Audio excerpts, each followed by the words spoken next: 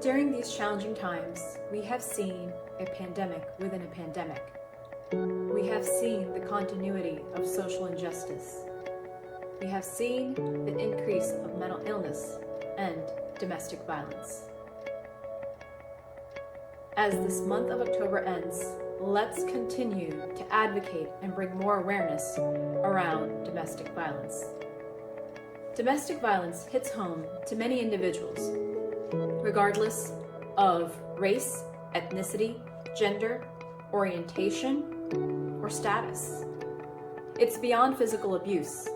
It includes verbal abuse, manipulation, human trafficking, the list goes on.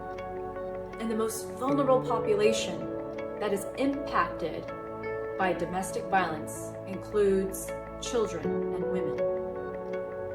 Children and women continue to suffer by staying in harmful and toxic situations due to lack of resources and support. So what can be done in order to prevent, to minimize the debilitating impact of domestic violence?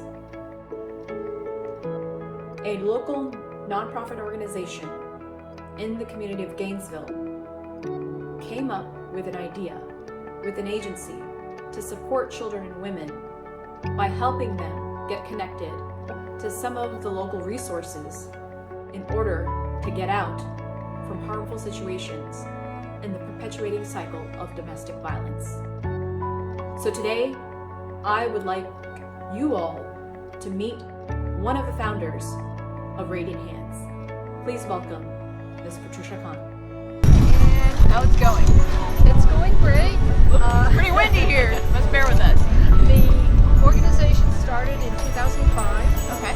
by our daughter, who saw a need in Gainesville to assist women who didn't fall into any sort of other category for assistance with social services. Okay. So these are women who are working, therefore obviously they can pay all their bills, and everybody can always pay their bills as long as they're working. But in reality, these women are working low-wage jobs. So if they don't go to work, they don't get paid. Or if their utility bill doubles in the summertime, their salary doesn't cover the extra cost. And it's not because they don't finance or they don't budget or they're wasteful with their money. They just, at that point, this month cannot pay a bill, not of their own choosing. Right. So they get referred to us by other agencies, and they are vetted by these agencies so that we know the situation is a valid situation, not caused by themselves. Right. And so we will pay a bill that month, and usually it's enough to get them over the hump and they're back on track. Now these women don't have upper level education, and some of them don't even have a high school diploma. So we work with Santa Fe College and the College of Central Florida, based out of Levy County, to help finance students to take online classes to work towards their GED, their General Education Diploma.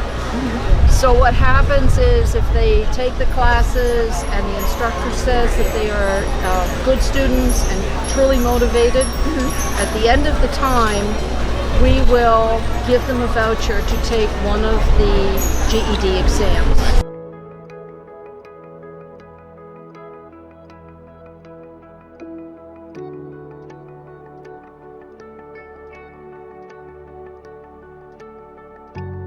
And if you know that someone is experiencing domestic violence, or you are experiencing domestic violence, please contact the National Domestic Violence Prevention Lifeline at 1-800-799-SAFE, which is 7233. Let's continue to keep our communities safe and healthy.